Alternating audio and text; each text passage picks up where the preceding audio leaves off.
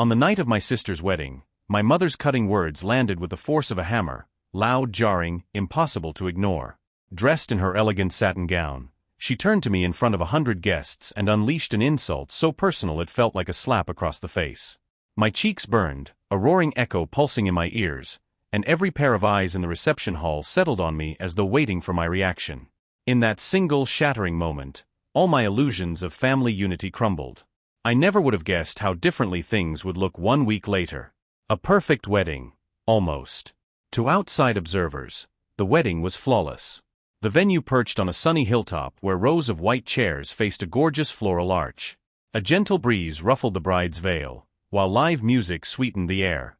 My sister, Bianca, looked ethereal in her lace gown, and I couldn't help but feel proud of her. She had always been the organized, determined sibling. She was the one who planned every family holiday, insisted on getting perfect grades, and seemed destined for success in all aspects of life. The ceremony itself was a picturesque affair, vows exchanged under a bright sky, tears glistening on cheeks, the bride and groom sealing their love with a tender, heartfelt kiss. My mother was beaming from her spot in the front row, dabbing at her tears with a handkerchief. I caught her eye, and she nodded in silent approval, as though she was proud of the way Bianca had turned out. I swallowed a small pang, wishing we could have shared in the same kind of warm smile. But I said nothing. The ceremony ended on an emotional high note, with cheers and applause echoing over the rolling hills. My father, quiet, stoic, patted me on the back, then ushered everyone to the reception hall, a grand historic building with glittering chandeliers. By all appearances, it was the fairy tale wedding Bianca had spent a year planning. I was just the supportive younger sibling, wearing a bridesmaid's gown that Bianca had chosen, and trying not to let any complicated family tension overshadow the day. If only the peace had lasted. The brewing tension. Beneath the polished veneer, tension crackled. My relationship with my mother had grown strained over the past few years, ever since I decided to pursue a more unconventional career path as a freelance illustrator. In her eyes, I was wasting my potential. She made her disapproval known through pointed remarks and clipped conversations, but mostly she funneled her energy into Bianca, her success story, who had followed all the rules, earned a prestigious degree, and was now marrying an accomplished lawyer. I hadn't expected the wedding day to become a battlefield. After all, it was supposed to be about love, family, and celebration. Yet throughout the preparation, I caught glimpses of my mother's critical gaze. If a flower arrangement was slightly crooked, if the schedule was half an hour off, if the music came on a touch too loud, she'd tense up. And if I tried to help or offer solutions, she'd brush me aside. "We don't need your last-minute changes," she'd say, or "this isn't the time for your artsy flair. Keep it traditional." Still, I forced a smile, telling myself it was only a day. Let Bianca have her perfect wedding, I thought. Let my mother have her illusions of control. I can swallow my pride for a few hours, right? That was before the fateful moment at the reception, before my mother took center stage for her toast, and everything spiraled out of control. The insult. The reception hall was brimming with guests. The newlyweds, Bianca and her husband Marcus, sat at the head table, radiating post-ceremony bliss. Warm, ambient lighting cast a golden glow over white tablecloths, polished silverware, and towering floral centerpieces. I was seated among friends, sipping from a champagne flute, listening to laughter and chatter echo around me. Then the MC tapped the microphone to get everyone's attention. My mother stood, smiling, poised, the epitome of elegance in her finely tailored dress. "Thank you all for coming to celebrate Bianca's big day," she began, voice carrying a sentimental edge. She was obviously emotional, yet glowing with pride. For a few moments, her toast was sweet, recalling funny stories from Bianca's childhood, praising Marcus as the perfect addition to the family. But then, her tone shifted ever so slightly. She glanced at me across the room, and her expression hardened. "And I want to thank all of Bianca's friends and family," she said, "for supporting her, encouraging her, and always being there. Bianca, my dear, you've made all the right choices, proven yourself time and again. You have never let me down." She paused, letting that phrase dangle ominously. "Some of us," she continued, "well, we still have some growing up to do. Not everyone in this family understands the importance of responsibility and real ambition." The next words felt like a punch to the chest, each syllable echoing with quiet viciousness. "Some children just drift, never establishing themselves. They call it following a dream, but is it really?" I wish everyone in this family could be as driven and accomplished as you, Bianca. Maybe then we wouldn't have wasted so many resources on fruitless pursuits. A hush spread across the hall. My face burned hot, mortification and anger clawing at me. She didn't name me directly, but the implication was glaring. My heart thudded in my ears. Bianca's eyes flicked to me, wide with shock. Marcus set his fork down, confused. My mother raised her glass, her lips curving into a gracious smile that didn't match her words. "Here's to Bianca," she said, "the child who did everything right. Cheers." People clapped, albeit awkwardly, and then turned to look at me. The hush deepened. My stomach twisted. In that moment, I wanted to vanish, either that or stand up and shout at her for humiliating me in front of everyone. But I didn't. I merely sank into my chair, face aflame, tears threatening to surface. If my mother noticed my distress, she gave no sign. She simply drank from her champagne flute, satisfied with the toast she had delivered. The evening wore on, but the damage was done.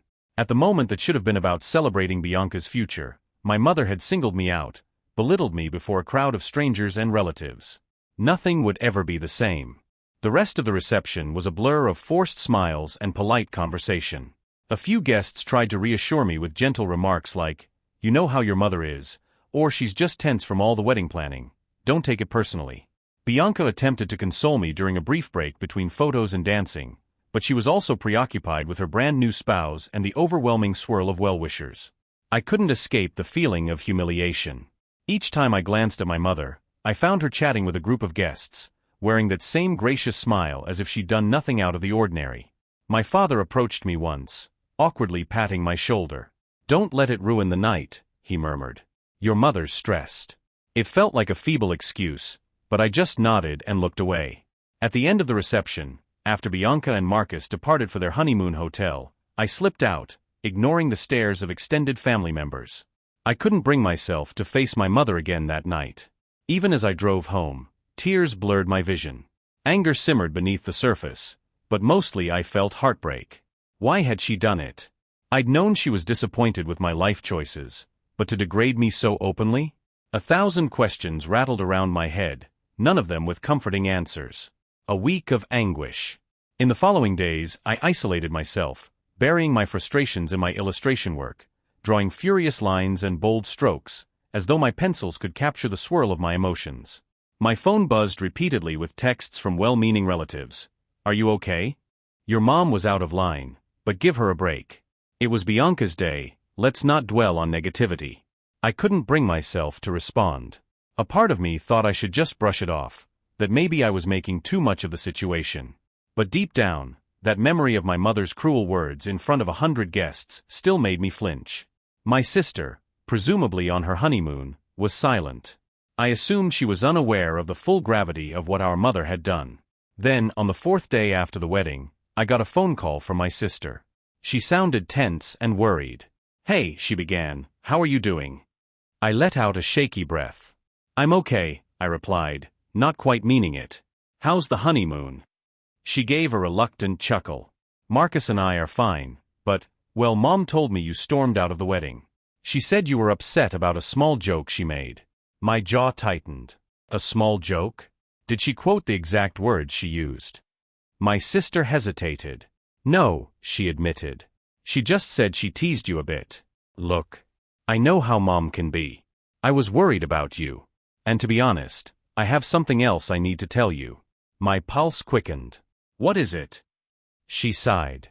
"Let's just say some trouble's brewing in Mom's life, and she might need your help, ironically enough. Will you be around next week? I'm cutting my honeymoon a couple of days short to come home early." I frowned, baffled. My mother needed my help after publicly shaming me? "We'll see," I replied, my voice tight. "I'm not in a hurry to talk to her." Bianca clicked her tongue softly. "I understand. But promise me you'll at least meet with me when I get back? I want to explain everything face to face."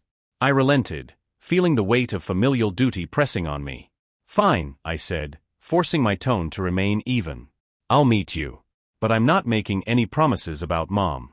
We hung up, my mind whirling with questions. What sort of trouble could my mother be facing that involved me? She'd made it quite clear how little she valued my choices. Why would she possibly need my help? A surprise visit. 3 days later, exactly 1 week after the wedding, I heard a firm knock on my apartment door. Pulling it open, I found Bianca standing there, accompanied by our mother. My sister still wore the subtle glow of a newlywed, though worry lined her forehead. My mother, on the other hand, looked drawn and pale, her usual composed facade replaced by a nervous tension. The sight of her on my doorstep made my pulse jump with leftover anger. "Hey," Bianca said, offering a small tentative smile. "Can we come in?" I crossed my arms. "I'm not sure if I'm in the mood for visitors," I replied, sending a pointed glance at our mother. She flinched, lowering her gaze. "Please," my mother whispered. I need to explain." The vulnerability in her tone was so unexpected that it threw me off. Finally, grudgingly, I stepped aside and let them enter my cramped living room, strewn with sketchbooks, pencils, and various art supplies. Bianca perched on my old sofa, while my mother settled hesitantly on the edge of a chair.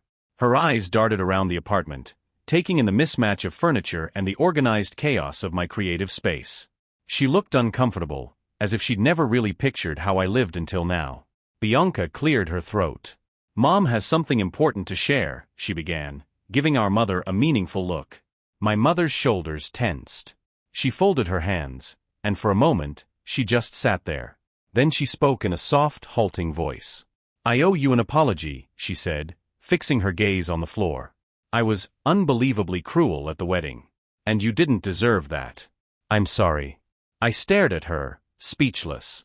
I'd expected a defensive explanation, maybe more justification, but not a direct apology, especially not so soon. I opened my mouth, but no words came out. At length, I forced myself to respond. "You humiliated me in front of everyone," I said, my voice trembling. "Why would you do that?" She swallowed, her eyes rimmed with tears. I lost control. I let my frustrations seep out. "I've been stressed about so many things lately. Your father and I have had financial troubles, and I pinned all my anger on you. It wasn't right. I regret it deeply." My heart twisted. Part of me wanted to remain furious, to demand she leave. But seeing her like this, eyes glistening, shoulders hunched, softened my defenses. I glanced at Bianca, who nodded gently, urging me to let our mother continue. "What does that have to do with me?" I asked, quieter this time. My mother clasped her hands tighter. "You know how your father and I used to keep track of the finances meticulously? Well, there have been some, unexpected debts. We face losing the house if we can't come up with something soon." She took a shuddering breath. "Your father said maybe we should downsize, but the market has been difficult." Then Bianca told me about your talents. She showed me some of your work, especially the digital sketches you did for a friend's startup. She thought maybe you could help us create a design or brand concept for a new venture we're trying to start, some way to bring in additional income. I blinked, stunned. "You want me to help you with an art project?" Bianca jumped in. "It's more than that," she clarified. "Mom and Dad are planning to rent out part of the house as a bed and breakfast, but they need marketing materials, a logo, a website, promotional art. I suggested they talk to you. I've seen your design skills. You're really good. And if we can create a professional brand image, it might help them attract business and stay afloat." I stared at them, my emotions in a whirlwind. My mother, who had belittled my career path, was suddenly asking for my expertise. Even more shocking, she seemed, earnest. Desperate, perhaps, but definitely sincere in her apology. "So let me get this straight," I said, crossing my arms again, though less defensively. "You come here 1 week after insulting me at your other daughter's wedding, and now you want me to help you design a marketing campaign for your bed and breakfast idea?" My mother nodded hesitantly. "Yes. I know how it sounds, but I'm at a loss. We truly need your help. And I realize now how gifted you are. I'm ashamed that I dismissed your talents before." I studied her face, searching for any hint of manipulation. Instead, I found only raw vulnerability. Bianca reached out, placing a gentle hand on our mother's knee. She meant what she said. "We came here because she wanted to apologize face to face, and she also wanted to ask if you'd consider helping. I'm sorry, too, for not stepping in sooner at the wedding." My throat felt tight. So many conflicting feelings pressed in on me: resentment, suspicion, longing for acceptance. I breathed in slowly, trying to collect my thoughts. The weight of hurt and hope. In that charged silence, I wrestled with my pride. My mother's cruelty had stung like nothing else. Yet, was I willing to turn my back on her now that she'd swallowed her pride enough to seek my help? Part of me wanted to say, "You made your bed, now lie in it." Another part of me remembered that this was my family, the people I shared my life with. "Tell me about your plans for the bed and breakfast," I finally said, voice low. "What do you need exactly?" A tentative spark of relief lit my mother's eyes. She began to explain how she and my father intended to convert the house's lower level into a small inn-like space, complete with a separate entrance, a cozy lounge, and a couple of themed guest rooms. They needed a name, a logo, a website, and possibly some brochure designs. The conversation felt surreal, like stepping into an alternate timeline where my mother suddenly valued the very skills she'd always scorned. Bianca chimed in with her vision. "We want it to be warm, welcoming, a bit of a rustic charm, maybe reminiscent of an English cottage. But we also want a modern twist. Dad's willing to invest in updating the furniture if we can get enough bookings." I couldn't help but let my professional instincts perk up. Ideas fluttered through my mind. Color palettes, potential fonts, sketches of a crest or a stylized floral design. It had been second nature for me to approach the world through an artistic lens, but I'd never expected my mother to rely on me for it. Eventually, the explanation ended, and a delicate silence returned. My mother exhaled, then met my gaze with a softness I'd rarely seen. "Please," she said quietly. "I'm asking for your forgiveness for what I did at the wedding. I let my frustrations overshadow my judgment. It wasn't fair to you. If you never want to help, I understand. But I'm truly sorry." Emotion swelled in my chest, tinged with a memory of her humiliating toast. Yet I also recognized the genuine remorse in her eyes.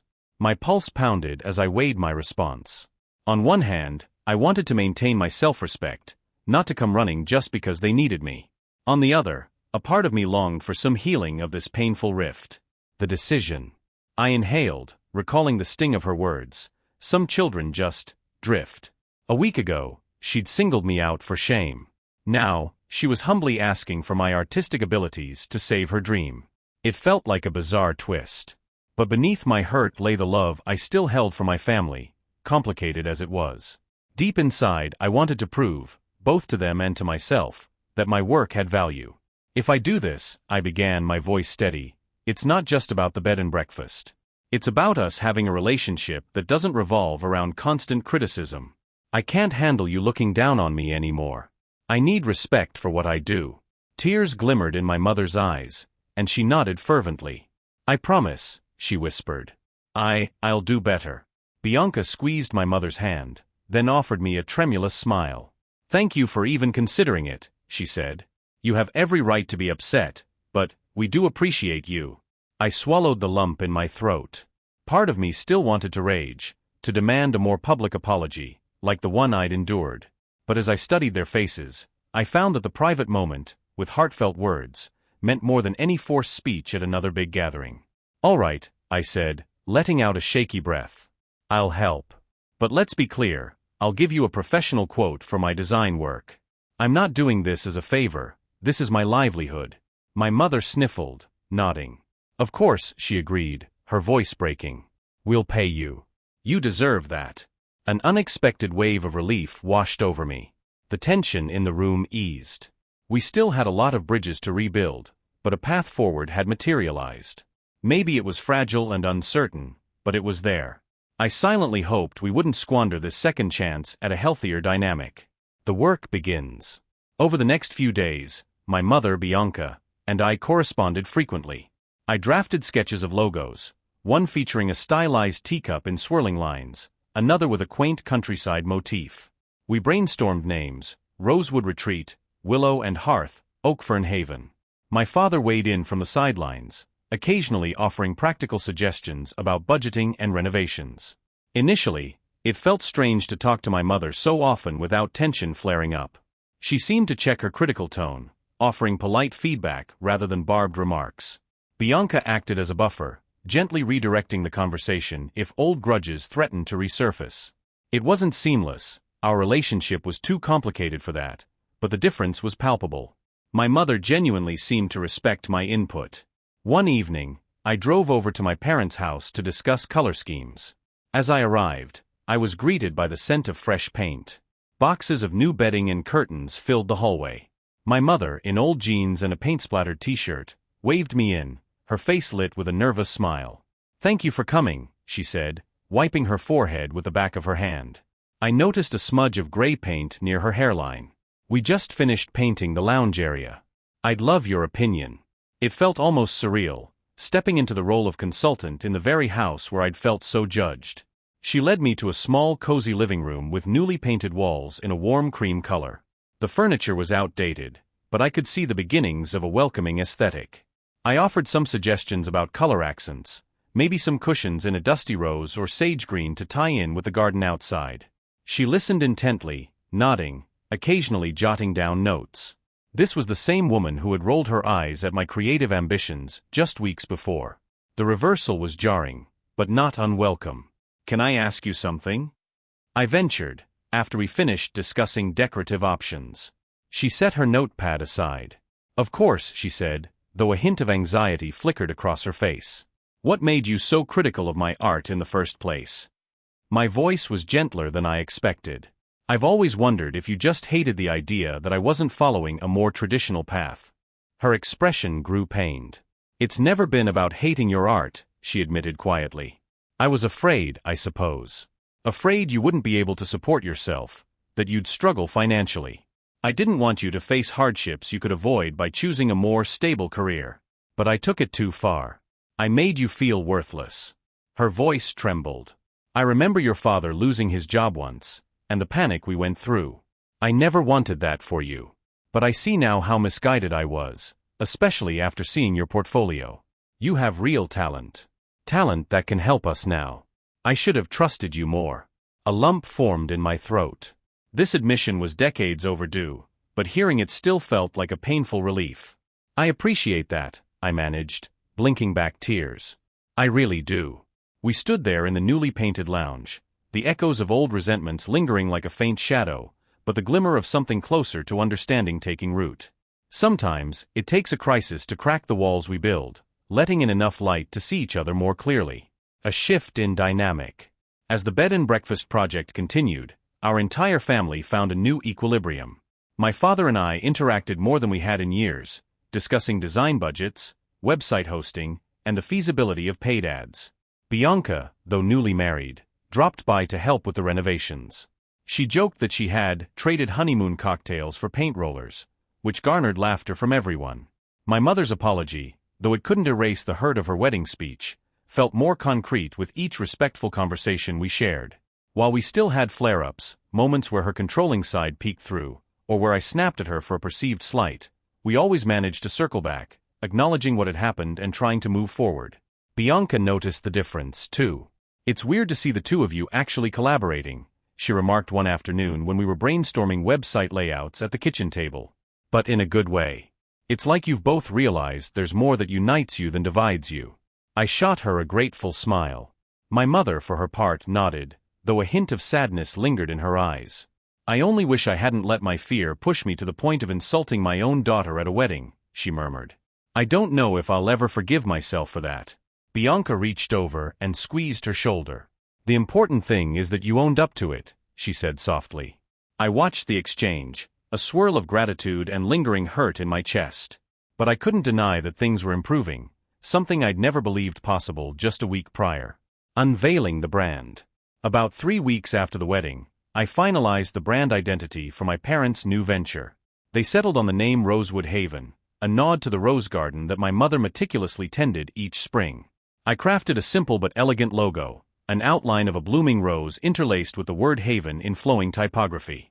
Muted shades of pink and warm beige formed the color palette for the website, which boasted carefully shot photos of the property, descriptions of the cozy guest rooms, and an online reservation portal. My mother's face lit up when she saw the final designs. "It's beautiful," she murmured, running a finger across one of the printed brochures. "I can't believe you created this." I swallowed a knot of emotion. "Thanks," I said quietly. "It was a team effort too, with all your input." She turned to me, tears swimming in her eyes. "No," she insisted. "You took our ideas and turned them into something special. I'm so proud of you." Time seemed to slow in that moment. My mother was proud of me. The same woman who once refused to see any value in my art was now looking at me with genuine admiration. I felt an overwhelming surge of validation, tinged with the bittersweet realization of how much we'd missed in the years we spent at odds. Bianca, who was standing nearby, clapped her hands. Yes. It looks amazing. Now we just have to finish the renovations, get everything photographed, and officially open for business. My father emerged from the next room, where he'd been drilling a new curtain rod into place. He took in the bright expressions on our faces, then nodded firmly. "I'll get those rooms ready," he said, a rare note of enthusiasm coloring his usually stoic tone. "With a website like that, we'll be flooded with guests in no time." I shot him a grin, and for once, our shared silence was comfortable instead of fraught with tension. Rebuilding what was broken. With the bed and breakfast nearing completion, my mother and father scrambled to finalize the plumbing fixtures, assemble new furniture, and tidy up the yard.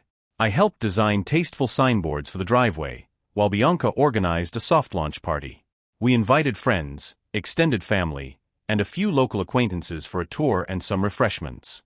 As I wandered through the freshly decorated rooms on the day of the soft launch, I marveled at the transformation. The once ordinary lower level now exuded a cozy, elegant charm. Warm lighting and carefully selected pieces gave each space personality. Photographs of the property hung on the walls, interspersed with small framed prints of my own illustrations. My mother had insisted on featuring them, a gesture that meant more to me than she realized. Guests trickled in, impressed by the inviting atmosphere. Many commented on the cohesive branding, praising the website that had popped up on local community boards. My mother and father radiated a blend of pride and relief as they welcomed everyone. Bianca served tea and pastries, exclaiming how she couldn't wait to see the place full of paying customers. Near the end of the event, I slipped out to the garden, wanting a moment of quiet. I wandered among the roses, inhaling the subtle sweetness of the blooms.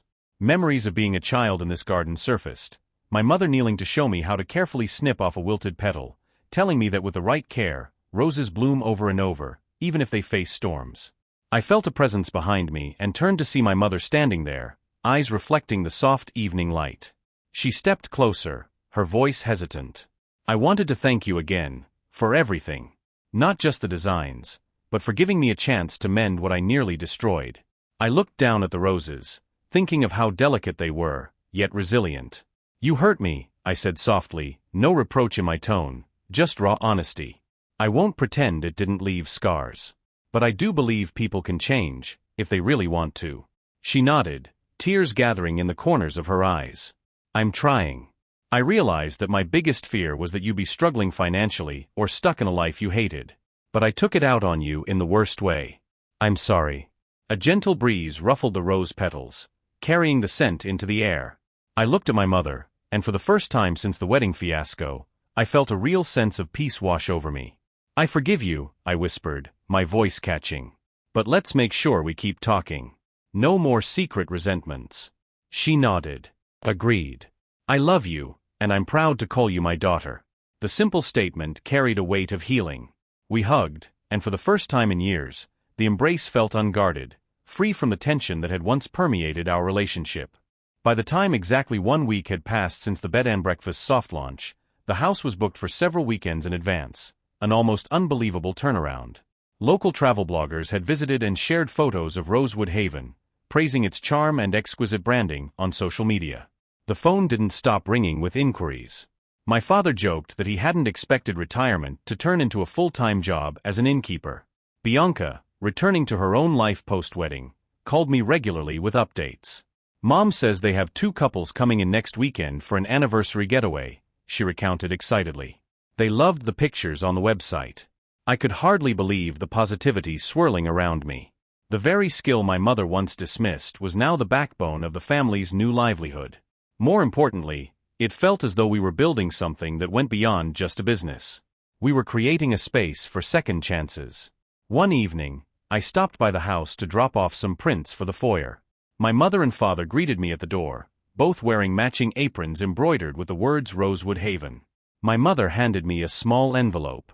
"This is your payment," she said, "for the design work. We can't thank you enough." I opened it, finding a check that was even more generous than my initial quote. "This is too much," I protested, glancing up. She shook her head firmly. "You earned every penny. And anyway, we made more than enough bookings to justify it." A lump formed in my throat again, gratitude, relief, and a sense of belonging I hadn't felt in a long time. "Thank you," I managed. My father cleared his throat. We're thankful. You saved our home." My mother's eyes shimmered as she added, "And I'm sorry I was so late in believing in you." In that moment, I felt a quiet sense of satisfaction. Not only because I was recognized for my work, but because we had collectively managed to piece our family back together, something I'd once thought impossible. The wedding insult had been a painful, humiliating blow, but it also forced us to confront our issues, bridging a gap that had been widening for years. Reflecting on the journey. In the weeks and months that followed, I found myself reflecting on how quickly life could change. One day, I was leaving a wedding reception in tears, humiliated by the person who should have been my biggest advocate. A short while later, that same person was apologizing, praising my talents, and asking for my help. The cynic in me wondered if it was purely desperation that drove my mother to seek my assistance. But over time, I realized her remorse was genuine.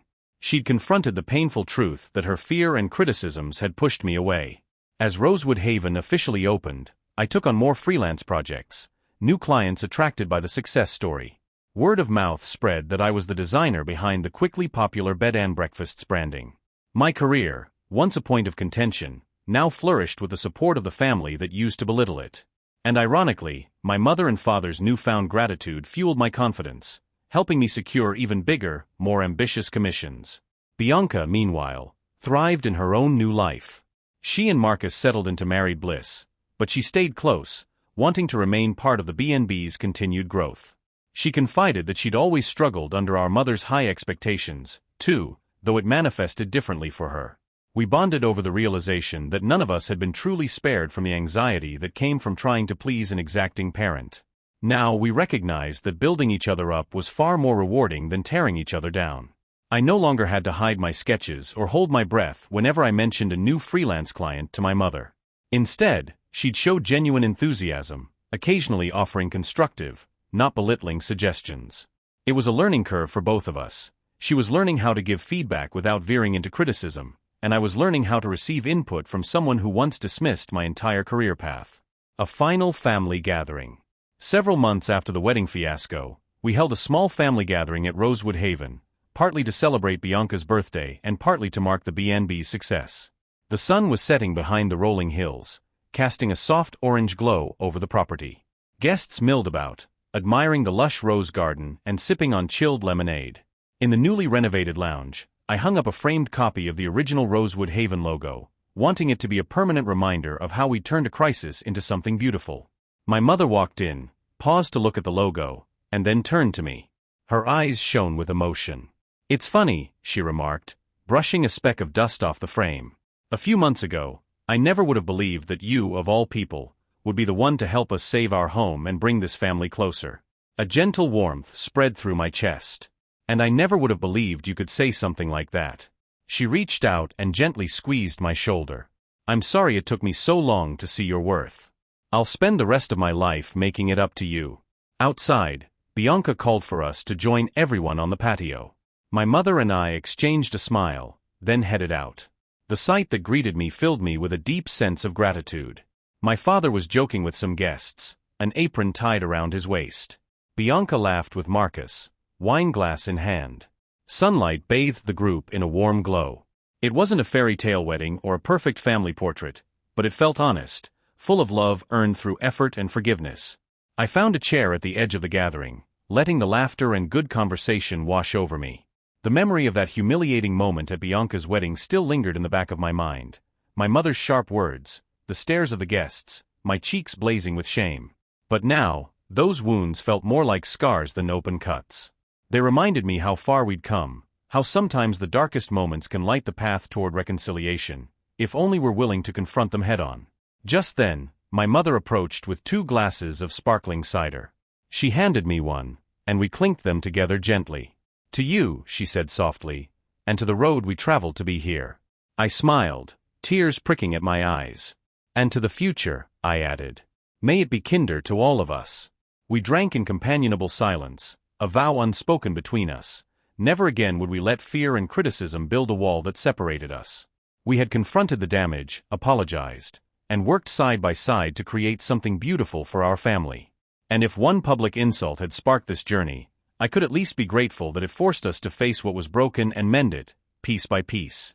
The sun dipped below the horizon, painting the sky in brilliant hues of pink and violet. I looked at my mother, and in her eyes I saw a reflection of both regret and hope. In my own heart, I found room for forgiveness and pride. I had proven myself. More importantly, I had found that acceptance I'd yearned for. With Rosewood Haven flourishing and the love between us rekindled, the memory of that awful wedding toast served as a testament to the power of second chances. And as Bianca's laughter mingled with the happy chatter of friends, I realized that, at long last, I felt truly at home.